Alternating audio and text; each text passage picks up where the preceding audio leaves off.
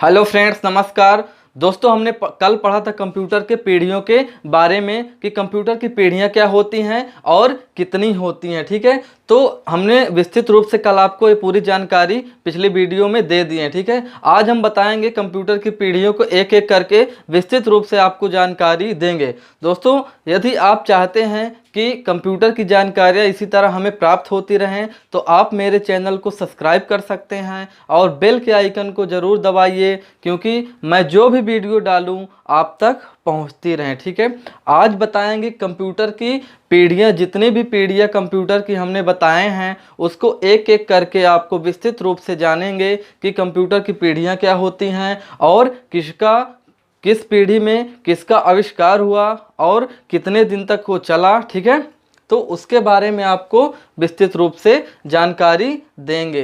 तो सबसे पहले स्टार्ट करते हैं कंप्यूटर की प्रथम पीढ़ी क्या होती है और प्रथम पीढ़ी में किस कंप्यूटर का आविष्कार हुआ और वो कंप्यूटर कितना बड़ा था। ठीक है, और वो क्या कार्य करता था। तो चलिए प्रथम पीढ़ी को स्टार्ट करते हैं। प्रथम पीढ़ी, ठीक है, प्रथम पीढ़ी जिसको हम क्या बोलते हैं, फर्स्ट जनरेशन। ठीक है, प्रथम पीढ़ी को हम फर्स्ट जनरेशन बोलते हैं। प्रथम पीढ़ी में किसका आविष्कार हुआ? वैक्यूम ट्यूब का। किसका? वैक्यूम ट्यूब का आविष्कार हुआ। ठीक है, प्रथम पीढ़ी में यानी कि फर्स्ट जनरेशन में वैक्यूम ट्यूब का आविष्कार हुआ। ठीक है, इसकी समय अवधि थी, वैक्यूम ट्यूब की समय अवधि थी 1939 से 1956 तक। ठीक है दोस्तों, कितनी थी? 1939 से 1956 की 56 तक वैक्यूम ट्यूब की अवधि थी। ठीक है, वैक्यूम ट्यूब कंप्यूटर क्या था कि ये देखने में बड़ा था। ठीक है, इसकी साइज क्या थी? वैक्यूम ट्यूब की साइज बहुत बड़ा था, लमसम एक कमरे का था। ठीक है, इसका आकार क्या था? बहुत बड़ा आकार का था। वैक्यूम ट्यूब कंप्यूटर बहुत ही बड़ा आकार का था। इसको रखने के लिए लमसम 10 बाई 10 का कमरा भी लगता था। ठीक है, क्योंकि यहाँ पे देखिए पॉइंट कुछ लिखे हुए हैं कि प्रथम पीढ़ी यानी कि फर्स्ट जनरेशन में आविष्कार हुआ वैक्यूम ट्यूब का, जिसका समय अवधि है 1939 से 1956 तक। ठीक है, वैक्यूम ट्यूब क्या था? आकार का बड़ा था। ठीक है, वैक्यूम ट्यूब आकार का बड़ा था। इसको रखने के लिए लमसम 10 बाई 10 का कमरा में आता था। ठीक है, इसलिए इसको कहीं आने जाने में लेके आने जाने में असुविधा थी। ठीक है दोस्तों, गर्म। ठीक है, वैक्यूम ट्यूब कंप्यूटर गर्म कितना जल्दी होता था? बहुत ही तीव्र गति से गर्म होता था, बहुत ही तीव्र गति से गर्म होता था। ठीक है, जो कि इसको ठंडा रखने के लिए हमें किसकी ज़रूरत पड़ती थी? एसी की। ठीक है, यहाँ पे कुछ पॉइंट नोट हैं, आप देख लीजिए। वैक्यूम ट्यूब कंप्यूटर यानी कि प्रथम पीढ़ी के कंप्यूटर को ठंडा रखने के लिए, ठीक है, किसकी ज़रूरत पड़ती थी? एसी की ज़रूरत पड़ती थी। ठीक है, क्योंकि ये गर्म जो होता था बहुत तीव्र गति से गर्म होता था और इसको ठंडा रखने के लिए हमें एसी की आवश्यकता पड़ती थी और ये कंप्यूटर बहुत ही बड़ा आकार का था। ठीक है दोस्तों, प्रथम पीढ़ी आपको समझ में आ गई होगी। चलिए बताते हैं द्वितीय पीढ़ी। ठीक है, कि द्वितीय पीढ़ी में किस कंप्यूटर का आविष्कार हुआ और उसकी समय अवधि के बारे में। ठीक, द्वितीय पीढ़ी, ठीक है, जिसको हम बोलते हैं सेकेंड जनरेशन। द्वितीय पीढ़ी को हम सेकेंड जनरेशन बोलते हैं। ठीक है, सेकेंड जनरेशन में किसका आविष्कार हुआ? ट्रांजिस्टर का। ठीक है, दूसरी पीढ़ी में यानी कि सेकेंड जनरेशन में ट्रांजिस्टर का आविष्कार हुआ, जिसका समय अवधि था 1956 से लेके 1963 तक। ठीक है, ट्रांजिस्टर का जो समय अवधि थी 1956 से 1963 तक थी। ठीक है, ट्रांजिस्टर का आविष्कार हुआ कहाँ हुआ? बेल लैबोरेटरी में। ठीक है, ट्रांजिस्टर का आविष्कार कहाँ हुआ? बेल लैबोरेटरी में हुआ। यहाँ पे कुछ पॉइंट्स दिए गए हैं जो आपके सामने हैं। बेल लैबोरेटरी ट्रांजिस्टर का यानी कि द्वितीय पीढ़ी का सेकेंड जनरेशन की जो आपका ये ट्रांजिस्टर है, कंप्यूटर है, उसका आविष्कार कहाँ हुआ? बेल लैबोरेटरी में। ठीक है, दूसरा पॉइंट है छोटा। ये कंप्यूटर क्या था? छोटा था। किसके अपेक्षा?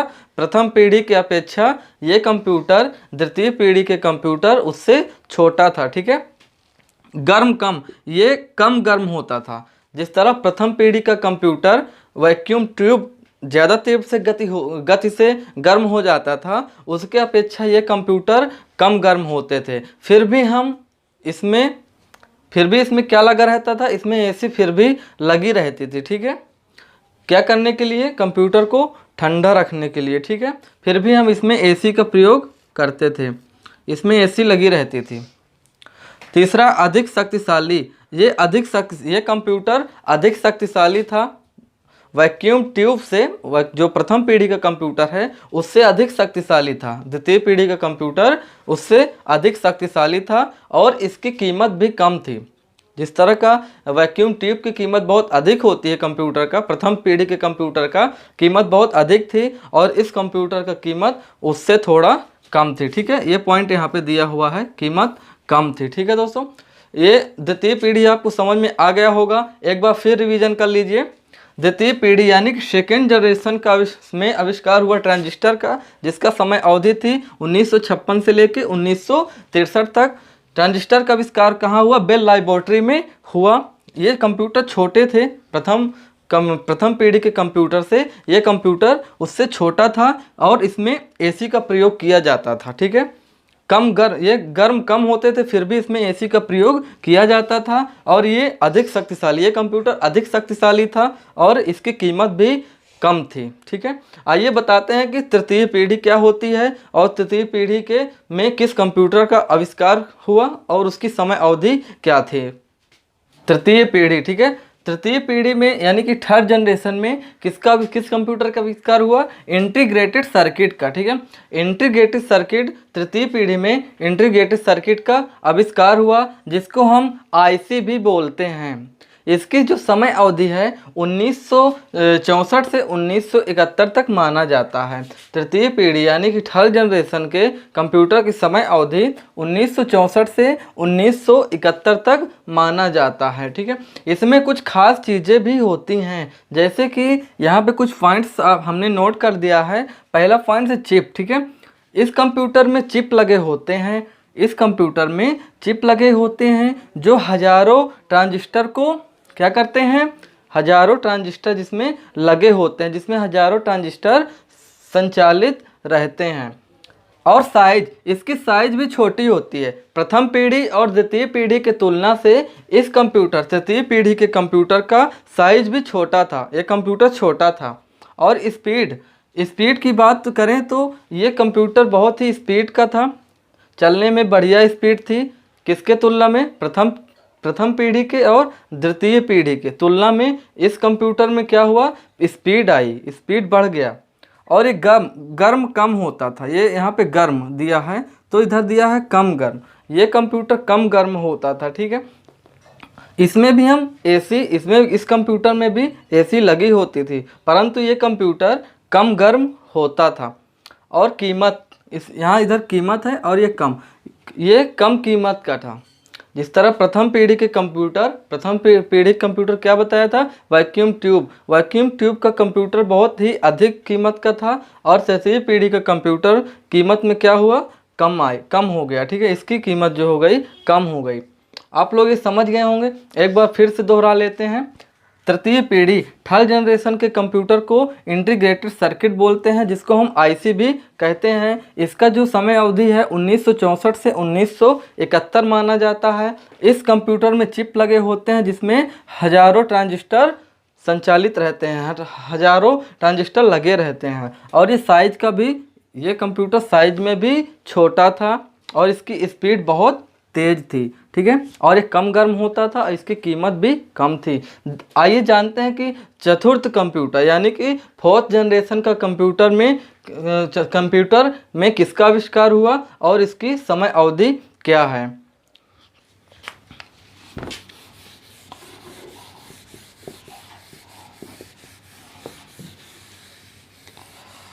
फोर्थ जनरेशन, ठीक, चौथी पीढ़ी, ठीक है, चौथी पीढ़ी जिसको हम फोर्थ जनरेशन, इंग्लिश में फोर्थ जनरेशन बोलते हैं, ठीक है। चौथी पीढ़ी को हम इंग्लिश में फोर्थ जनरेशन बोलते हैं। और फोर्थ जनरेशन में किस कंप्यूटर का आविष्कार हुआ, माइक्रो प्रोसेसर का। किसका आविष्कार हुआ, माइक्रो प्रोसेसर का आविष्कार हुआ फोर्थ जनरेशन में। जो वर्तमान भी चल रहे हैं, अभी कंप्यूटर में क्या चल रहा है, माइक्रो प्रोसेसर के कंप्यूटर चल रहे हैं, जिसकी समय अवधि 1971 से अब तक, यानी कि अब तक क्या है, कंप्यूटर जो आज चल रहे हैं माइक्रो प्रोसेसर के कंप्यूटर, अभी भी वर्तमान में भी माइक्रो प्रोसेसर के कंप्यूटर चल रहे हैं। ठीक है, इसलिए बताया गया है कि 1971 से अब तक। ठीक है, इस कंप्यूटर में कुछ खास ऐसा था कि इसमें जो चिप लगी रहती थी वो सिलिकॉन चिप थी। इसमें जो चिप, चौथी पीढ़ी में जो चिप लगी रहती थी वो किसकी चिप थी, सिलिकॉन चिप थी। सिलिकॉन चिप क्या होता था कि इसमें लाखों, करोड़ों और अरबों ट्रांजिस्टर को, जो आपका द्वितीय पीढ़ी था, ट्रांजिस्टर उसमें एकाग्रित किया जाता था। लाखों और करोड़ों ट्रांजिस्टर को एकाग्रित किया जाता था इस चिप में। और चौथी पीढ़ी की जो साइज थी कंप्यूटर, जो माइक्रो प्रोसेसर के कंप्यूटर हैं, उसकी साइज और छोटा हो गया, यानी कि तीनों पीढ़ियों से चौथी पीढ़ी के जो कंप्यूटर थे उसकी साइज क्या हुआ, और छोटी हो गई। ये साइज छोटी, और साइज इसकी छोटी हो गई। ठीक है, और स्पीड में भी बहुत तेज हो गई। ये स्पीड आपकी दिया गया है, स्पीड क्या हुआ, बहुत तेज स्पीड थी। जो माइक्रो प्रोसेसर के कंप्यूटर हैं इसमें बहुत ही स्पीड है। कंप्यूटर में जो 3 पीढ़ियाँ थी उनकी तुलना में चौथी पीढ़ी के माइक्रो प्रोसेसर के कंप्यूटर के स्पीड में बहुत तेज़ी थी, और ये बहुत कम गर्म होते थे। ये कम गर्म होता है, ये बोल लीजिए, क्योंकि अभी भी चल रहा है माइक्रो प्रोसेसर के कंप्यूटर, अभी भी चल रहा है, और ये बहुत कम गर्म होते हैं। और विश्वसनीयता, इसमें क्या है कि विश्वसनीयता आ गई। जो प्रथम पीढ़ी थे कंप्यूटर थे उसमें ज़्यादा विश्वास नहीं किया जा सकता था कि ये कब खराब हो जाए। ठीक है, क्योंकि अब इसमें क्या हुआ, चौथी पीढ़ी में क्या हुआ, इसमें धीरे धीरे विश्वसनीयता आने लगी कि हमारा जो सिस्टम है माइक्रो प्रोसेसर का वो जल्दी ख़राब नहीं होता है, और बहुत अधिक देर तक काम करता है। एक बार फिर से स्टार्ट से समझ लीजिए कि चौथी पीढ़ी यानी कि फोर्थ जनरेशन के कंप्यूटर, फोर्थ जनरेशन में किस कंप्यूटर का आविष्कार हुआ, माइक्रो प्रोसेसर कंप्यूटर का, जिसकी समय अवधि 1971 से अब तक, क्योंकि अभी भी माइक्रो प्रोसेसर के कंप्यूटर इस्तेमाल हो रहे हैं, चल रहे हैं। और इसमें जो खास बात है कि इसमें जो चिप लगी रहती थी वो चिप थी सिलिकॉन चिप, जिसमें हजारों लाखों ट्रांजिस्टर क्या होता था, एकाग्रित किया जाता था। साइज, इसकी साइज भी बहुत छोटे थे इस कंप्यूटर के, और स्पीड भी बहुत तेज़ थी, और वे बहुत कम गर्म होते थे, और इसमें विश्वसनीयता बहुत थी, ये बहुत देर तक चलते थे। तो दोस्तों आइए जानते हैं कि पाँचवीं पीढ़ी। वीडियो थोड़ा लंबी हो जाएगी, लेकिन इस वीडियो में आपको पूरी जानकारी अच्छे से मिल जाएगी। ठीक है, तो देखते हैं कि पाँचवीं पीढ़ी के बारे में।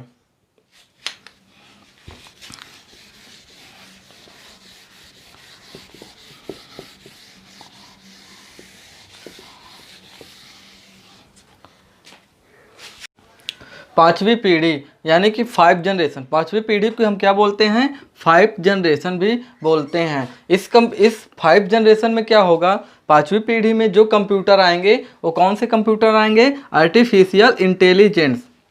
जो पाँचवीं पीढ़ी, अभी तो चौथी पीढ़ी चल रही है जिसमें माइक्रो प्रोसेसर कंप्यूटर का यूज हो रहा है। जब भविष्य में कभी पाँचवीं पीढ़ी आएगी यानी कि 5 जनरेशन आएगा, वो कौन सा कंप्यूटर होगा, आर्टिफिशियल इंटेलिजेंस। इसको क्या बोलते हैं, हिंदी में बोलते हैं कृत्रिम ज्ञान। ठीक है, आर्टिफिशियल इंटेलिजेंस, इसको कृत्रिम ज्ञान बोलते हैं। पाँचवीं पीढ़ी में जो कंप्यूटर आएंगे वो आर्टिफिशियल कंप्यूटर, इंटेलिजेंट कंप्यूटर कहलाएंगे। इस कंप्यूटर में क्या होगा कि वॉइस रिकॉग्निशन सॉफ्टवेयर, यहाँ पे नोट है देख लीजिए, वॉइस रिकॉग्निशन सॉफ्टवेयर, इसमें क्या होगा कि वॉइस रिकॉर्डिंग भी लगी रहेगी। जो भी लोग आपस में बात करेंगे इस कंप्यूटर में ऑटोमेटिक रिकॉर्ड हो सकता है, रिकॉर्ड या होगा बोल लीजिए। इस कंप्यूटर का यूज रोबोट में किया जा सकता है, वीडियो में किया जा सकता है, वीडियो बनाने में, और गेम में, या बोल दीजिए वीडियो गेम में हो सकता है। ठीक है, इस पाँचवीं पीढ़ी का, जो पाँचवीं पीढ़ी आएगी कंप्यूटर की, आर्टिफिशियल इंटेलिजेंस कहलाएगी, जिसको आर्टिफिशियल इंटेलिजेंस को हिंदी में कृत्रिम ज्ञान बोलते हैं। यहाँ पे देख लीजिए नोट भी है। और इस कंप्यूटर में वॉइस रिकॉर्डेशन सॉफ्टवेयर, यानी कि इसमें वॉइस रिकॉर्डिंग भी लगी रहेगी। जो भी यूजर बात करेगा, ठीक है, उसकी बातें इसमें रिकॉर्ड होती रहेंगी, ठीक है। और इसका यूज जो किया जाएगा वो रोबोट में किया जा सकता है, वीडियो में किया जा सकता है, वीडियो बनाने में, या कह लीजिए वीडियो गेम में किया जा सकता है, ठीक है। तो ये आपका 5 पीढ़ी कंप्लीट हो गई दोस्तों, आप इसको याद कर लीजिएगा। अब मिलते हैं नेक्स्ट वीडियो में।